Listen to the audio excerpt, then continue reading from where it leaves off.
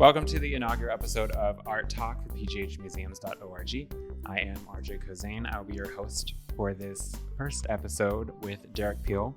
We shot on location at 707 Gallery downtown and Penn Avenue.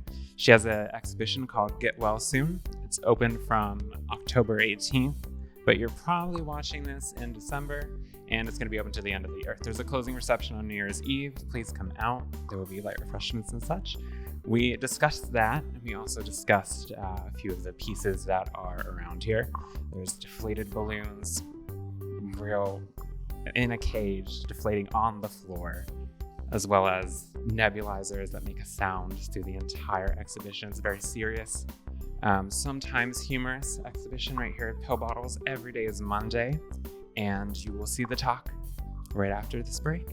Sidekick Media Services. We are your sidekick in business for social media, video production, and more. Find out more at sidekickmediaservices.com. Welcome back. We are here at PGH Art Talk with PGHmuseums.org, and I am here at 707 Gallery, downtown Pittsburgh on Penn Avenue with Derek Peel. She has an exhibition called Get Well Soon, and we're just going to talk a little bit about what you do and the exhibition itself and whatever else comes to mind. Thanks for having me. Yeah. Thank you for coming onto the inaugural Seminole episode. This is great to have you. It's a blessing. Yes. Last night you had something. And first of all, thank you for getting up early and coming here for this. Oh, I have to wake up at 8 a.m. because I bought 8 o'clock coffee. So that's a rule that I have now. Gotcha. And how was last night? What was last night? I just know about Get Well Soon, but I saw it's called This Is the Place. Yeah, it's part of a mobile gallery space that some friends of mine from Syracuse University started. They basically bought a U-Haul and customized it to be this mobile gallery space. And they go all over the country. And we did a small pop-up in front of bunker projects for First Friday. Nice. And it seemed to go over well, but it was really cold outside. So yes, it is December. And apparently it got towed. Sorry. Oh no, the U-Haul? I got a message at 5 o'clock, like around 5 o'clock, like the gallery got towed. You have to bail it out. Right. Oh man, that's some high level art right there. That's great. Is it First Friday Unblurred where you were at? Yeah. Cool. Very nice. So you're mixed media, I guess, getting U-Hauls towed and door frames, things like that. Performance. Yes. What kind of materials do you like to work with in terms of getting started with, whether it's Get Well Soon here or the mobile art installation? I like to think of it as open-ended as far as materials go. I kind of just take whatever I can get or whatever I come up with, and then I sort of let that lead me to other materials. I've done screen printing, some sewing, and so yeah, I like to leave it open-ended, and that extends to theme and stuff like that. I don't like to pigeonhole myself at all. Very nice. And there's a lot with this exhibition. There's a lot of materials being used, which is great. So Get Well Soon, I just want to start with the name itself. Could you just kind of let everyone know what Get Well Soon is about and how you came up with the start and the name? Sure. So there's just something about seeing a greeting card, and I saw this greeting card in the Get Well Soon section of a Hallmark store. And so it said Get Well Soon on the little label for the cards, and I picked up the card, and it was one of those just placeholder cards, and it just said blank inside, and that sort of stuck with me. And I've had that. That's actually been my email for about 3 years. Is Get Well Soon, and I've never been able to, get that out of my mind. So when I submitted a proposal that's kind of where I had to go with that. The idea of it being a medical environment came about. I had a family member in the hospital, and I visited them in the ICU, and that really stuck. That was a really disarming experience. It always is when you have loved ones in the hospital in Sure. any situation, but especially ICU. Right. And mood is very important to me. So that left such an impression that's just where my mind went. And I wanted to represent that mood that I think a lot of people probably experience being in the hospital and just sort of being confused and in this abstract, uncomfortable environment. Yeah. It seems like when you're in a hospital, it's a very labyrinth kind of area. And then you're working through all these emotions with people who are going through who knows what, room to room, while you're dealing with everything that's going on with you while you're in the hospital. It seems like the mood you captured perfectly in this exhibition. You have so much going on. There's a cage in here with balloons in them that have started to deflate, which is probably the thing that my eye goes to as soon as I come into the room. What were you thinking as far as like mood went when you were putting this together? Like, what did you want to express with a couple of these pieces in here? I guess I wanted what I had in my mind when I was thinking about the mood. It was sort of the feeling of being in a laboratory setting, because if you're in the hospital, sometimes you're being poked and gawked a little at. too much sometimes. Yeah, you feel like a lab rat or something, Yeah. and you're just at the whims of these other people. So I wanted to keep that in mind, and that had a lot of influence on the lighting that I chose, the colors. So The lighting, yes. fluorescent It's lighting always is essential. It's disarming, sterile, unnecessarily bright. right? Yes. I hear the children's hospital is installing more, or they plan to install more bright fluorescent lighting. Oh man, So it's interesting. yes. It's definitely well lit when all you want to do when Well you're a lit. patient is not have that. And I guess it's necessary. Even in here, sterile environment, medical, to express that. And there's just so much to unpack with this exhibition. When I walked in, I come from the music world, and I've worked in the medical field for so long, and I found it so incredibly difficult to express lyrically anything that I've experienced in the medical world. So walking in here, I felt like it's the biggest challenge for me artistically, and to see it laid out so beautifully. First of all, thank you for showing something like this. Thank you for saying that. Yes, the words that you have used, get well soon, which kind of brings insincerity as far as, what do you say when someone is in the hospital? And from the title to this pill bottle behind us, which is a very large pill bottle and has Monday written every single day. The words that you've used are just outstanding. Is that something that you took a lot of time to think about in terms of what you wanted to use to express words? And what do you say when someone is in the hospital? Or was it just something that came to mind? Just Monday every day, another pill. I have a lot of trouble expressing myself verbally and communicating in that way. So I try to keep it sparse and simple, my vocabulary.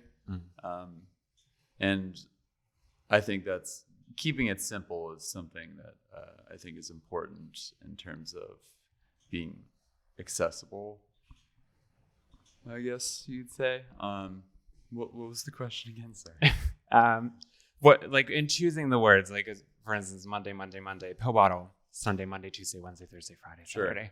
What's the, like, kind of, the words that you're choosing are very clever. They're very funny, but they also express the very serious nature of what you have to go through day to day as someone who is going through something medically. Okay. So just, I think that it's clever, and just the Monday every day is something that's very striking as well when I walk in. And the large pill bottle is just, what's behind that, beyond the kind of like haha moment when you walk in? Well, I like to have two sides. I think that's important to not be one dimensional, because that's not the way life is. So I try to have, I think the word is dichotomy.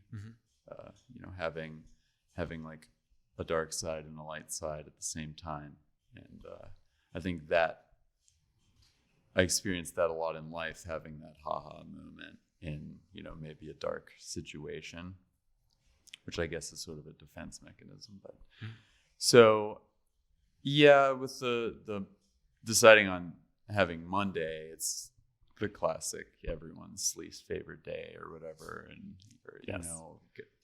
case of the Mondays, Diagnosed with a case of the Mondays. Yeah, but it was more about like I was more thinking about like Garfield, I guess, because I relate a lot to Garfield sometimes. In what way? I like lasagna, but sans ricotta cheese. But I relate a lot to his energy levels and his Sleep, sarcasm. Yeah. Yes. Yes. Me and Garfield. Tight like this. But more about with the Mondays, it's with this piece at least, it's about being how confusing it can be to have a prescription regimen, especially when it gets more complicated, with taking multiple prescriptions a day, these at night, this in the morning, this in the afternoon. Say you miss one of those, and then the whole week just sort of crumbles. And sometimes, depending on your state of mind or age or mental condition, it can be feel like the same day. Yes, for sure. This exhibition is wonderful, Harry. Thanks. It's very detail oriented as well. We were talking right before we started rolling about you choosing the wire that the fluorescent light kind of is plugged into. What went into choosing like some of the materials, as far as beyond like the obvious fluorescent lighting, bright, some of the more subtle materials that I wouldn't even think walking in as like a first time viewer of this would go in, like something as simple as a wire, like would not register. What went into choosing some of the more subtleties? And if you could think of like any other examples of something that's specific that you're like, I have to have this, 'cause that's very fascinating to me. With the wires, I chose the red extension cables because I work at a funeral home as well, and in that environment, people are especially sensitive during times of grief. Yes. In times of emotional trauma, their senses are more, in tune with their surroundings. So you have to be extra careful. And so seeing something in that mindset as striking as a blood red wire coming out of this, sharp lighting, I thought as something that's part of the mood that I wanted to capture of this comforting environment that is maybe not so comforting in certain mindsets. Makes a lot of sense. I was thinking about like a barber, like the barber poles that's like red, blue, and white, and the idea is that it's, or at least the urban myth, I don't know if it's true or not, about what is it, veins, skin, and blood are supposed to be what those colors represent. I did not know that. That's what I've heard, and so that's what I had in mind. Makes sense. And that and more fun facts are brought to you by pghmuseums.org.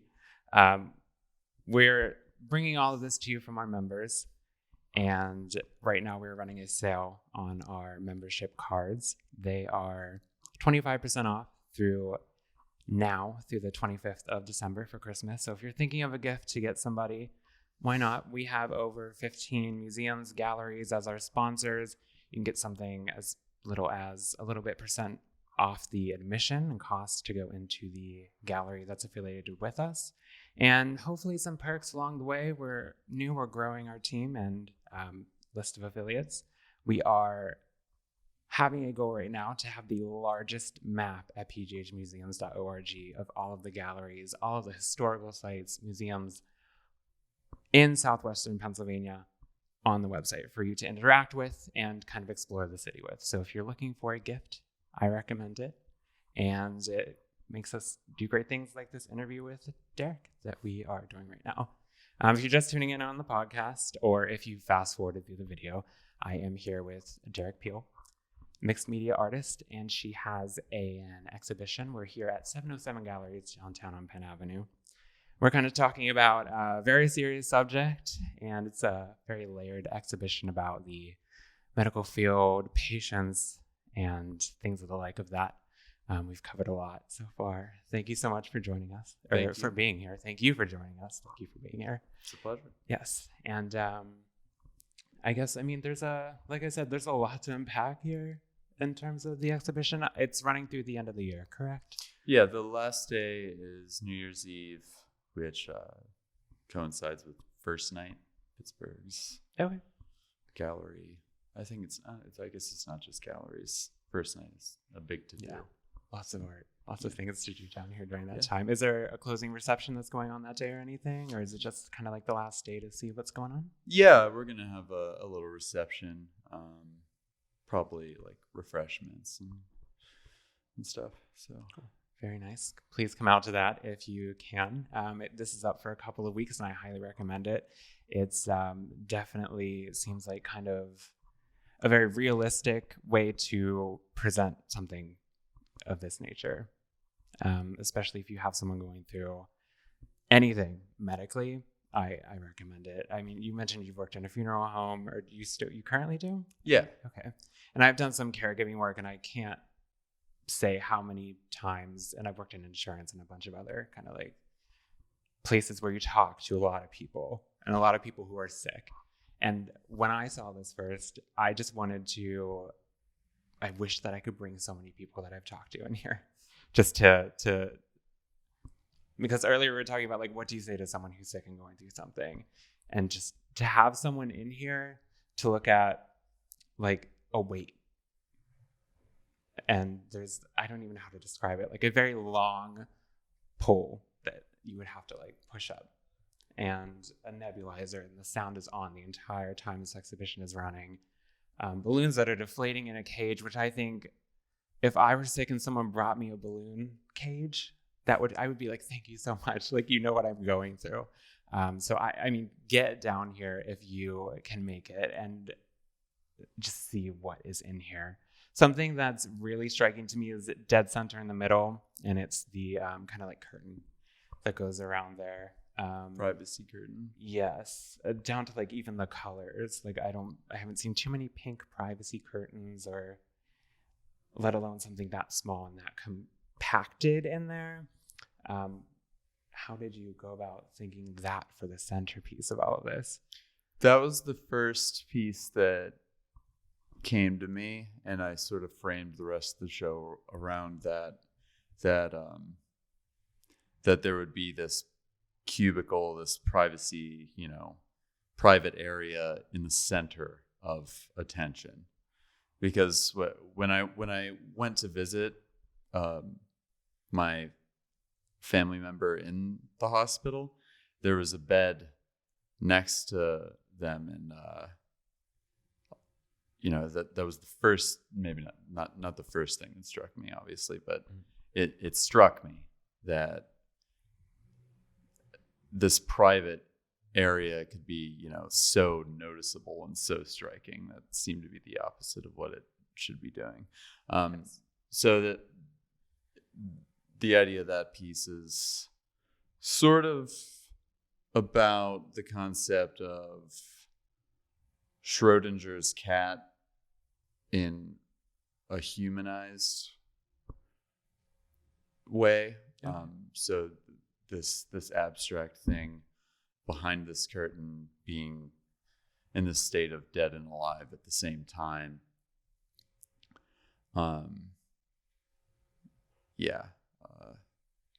The color I chose, this sort of sickly sweet Yes. pink pastel color. Would you say that's pastel? Yeah, for I'm sure. not too good with color, but I would pass the street and think like Easter because I would walk in. So pastel, sure. for Yeah, sure, yeah. Yes. um, Before I walked in and knew what it was about, I'd be like, what is that thing in the middle of the room? I need to come in there one day. So I picked the color because it's the sickly sweet color. It sort of sugar coats this grim interior. And it's it infantilizes Yes. infantilizes Definitely, for sure. what's inside also. And the size of the cube inside was based on the dimensions of I think it was a toddler-sized bed. So it's somewhere around 2.25 feet by 4.5 feet. So that's what the size was based on. Yeah. And you don't have to answer this. This is kind of an out-of-the-box question within that box. But is there anything private in there, or was it just a curtain for like the centerpiece? No comment. Fair enough. I guess when you first walk in, there is the IV, and just talk a little bit about that. I just see bags, and it's not the typical IV that's on there. It's a lot of different material that kind of de-sterilizes what should be a sterile kind of like environment there. Sure. So the idea behind that piece is feeling weighted down by, medicine or just your environment. That's why I chose the sandbags. Yes. I was watching a lot of ER at the time, and first few seasons, really, when Clooney still had this very particular hair. But they had this thing that they would say every time they had someone come in. It was they would say bag 'em. So they would rush this person into the room, and they would have to operate immediately, and they would say bag 'em. And that just struck me as very like a really grim phrase. Yes. And like what was in these bags, I don't know. I'm not trained in the medical field, but I really like I really like the image of those sandbags. They always look so frumpy, and they're really heavy. So yeah. They look heavy. Yeah, I like to be direct with imagery. I don't think there's anything wrong with that. No, not at all. And for anyone who's listening on the podcast, just to kind of describe this a little bit further, it is like a IV pole it's up on cinder blocks and weighted down by 3 sandbags. The IV is a sandbag that is upside down and kind of serves as the drip, and the drip is attached to it. That's just one of the many things that you will see when you walk in here, and it's very alarming, disarming. It's very sobering quickly when you walk in, and the more you kind of poke around, the more you discover, essentially. I guess there's two other pieces as you like wander through the back. There is a bed that kind of looks like it's like a trap. It's not even laid out. It's just kind of like snapping a mattress, kind of just like that kind of deal. And then we have the nebulizer back there as well. The weight area is kind of very interesting to me because the pole is so long. Is there like something specific that you went for in mind with that? Those two in the back are kind of straightforward, but that one, I just stare at all the time. And I just wonder like what you're thinking of putting that very long pole together. Sure, that came about from thinking about things like chronic pain, chronic fatigue, and depression, and what that feels like. I communicate a lot like that. I'll say, it feels like I'm trying to lift the whole room, or people use those terms a lot to communicate their feelings. So yeah, that was something where that was again very direct. That I like feeling like the weight of the room is on your shoulders. Yes, so that I have the barbell extends from wall to wall in every room, and depending on where it's installed, I can add bar and it lengthen it out if you have to. Yeah, potentially extend it indefinitely. And I guess the last part, just coming back to the one that just kind of like pulls you in as soon as you come into the room, the balloons, they have deflated for the most part, which I think is a testament to another kind of part of, like, you could get these happy balloons in a room, but you don't feel very happy getting them. The deflation, is that something that like kind of started with the exhibition, or is that something that kind of like aged over time with it and added like that certain layer to it? Was that? I knew they were going to deflate, but I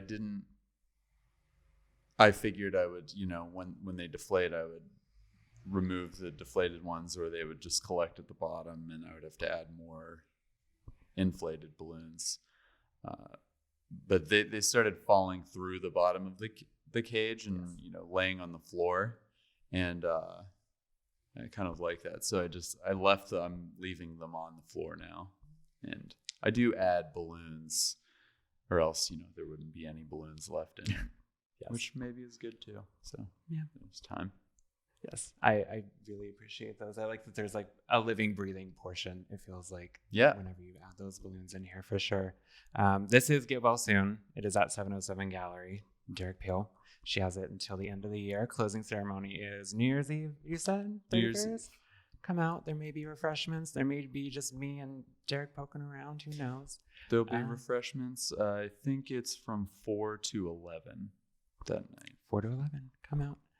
And anything else upcoming that you're kind of working on? I know your U-Haul got towed, so I hope you break that out soon. Oh, so my friends own that U-Haul. It's called Trophy Room Project Space. If your friends are listening, I hope you get that out soon. They have they did get it out, and they had it last night, and so people came through. But I said they go all around the country. So check out Trophy Room Project Space. Upcoming stuff, I have an installation at a place called Phosphor Project Space in Wilkinsburg, and that'll be up for a few weeks. The opening is January 11th, which is my birthday. Happy early birthday. Thank you. I'm excited. That's a great way to kick off the birthday. I didn't think that would ever happen, but I'm excited about that. So January 11th, Phosphor Project Space. Cool. Thank you so much for being the first guest on PGH Art Talk. And I hope to come to that opening and see more things. We'll see you then. Yes. Thank you very much for this. Yeah, for sure. This is Derek Peel, and I'm RJ Kozane. Brian Crawford edited this lovely podcast and video. And if you want to see more of this, head over to pghmuseums.org. We have a YouTube channel. We're on Spotify, iTunes, anywhere you stream your favorite podcasts or watch your favorite videos. Facebook, specifically, like us on Facebook. We do a ton of stuff there. And I will see you at the next PGH Art Talk. Thank you for listening to Art Talk from pghmuseums.org. Your host today was RJ Kozane, and the program was edited by me, Brian Crawford. Today's music was Wallpaper by Kevin MacLeod and can be found at filmmusic.io. It is licensed through the Creative Commons. Be sure to search PGH Art Talk on Apple Podcasts, Spotify, or wherever podcasts are found. PGH Museums is made possible through our members and affiliate museums, such as the Punxsutawney Weather Discovery Center. Become a tornado, make a thunderstorm, be a TV weather forecaster. You can do all of this and more at the interactive Punxsutawney Weather Discovery Center, located in the home of Punxsutawney Phil. Learn more at weatherdiscovery.org. We'll catch you in 2 weeks, right here on Art Talk from pghmuseums.org.